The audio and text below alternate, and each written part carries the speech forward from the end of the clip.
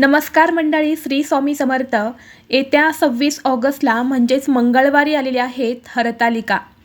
हरतालिका हे व्रत देवी पार्वती आणि महादेवाला प्रसन्न करण्यासाठी केले जाते. या दिवशी व्रत करून हरतालिकेची पूजा केली जाते. परंतु प्रत्येक दिवशी एक विशिष्ट काळ हा राहू काळ मानला जातो आणि शास्त्रानुसार राहू काळात कोणतीही पूजा ही करू नये, ती पूजा वर्ज्य मानली जाते.